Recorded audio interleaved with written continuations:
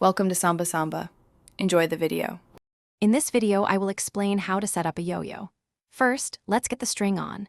Take your new yo-yo string and unwind it fully. You'll notice one end has a pre-made loop, the other end is where we'll start. Create a small slip knot on the unlooped end. Now, gently place this slip knot over the yo-yo's axle. Pull the string firmly to ensure it's snug and won't slip off during play.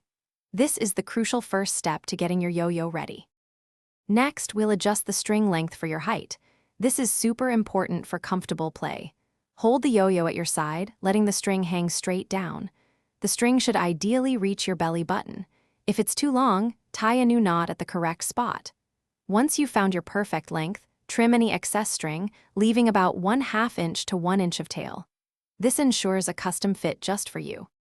Now, let's create the finger loop, which is where your yo-yo attaches to you. At the very end of the string, make a small loop. Then, pass the string through this loop to form a slip knot. This allows you to adjust the size.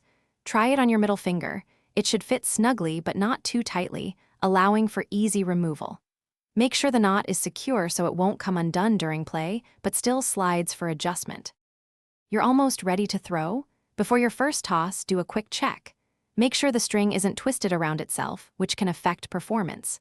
Give the yo-yo a gentle spin to ensure it rotates freely on the string. Now, you're all set. Start with some basic throws to get a feel for your newly set up yo-yo. Remember to store it carefully to avoid tangles and have fun mastering your new skills. Thanks for watching. Consider subscribing if we helped you.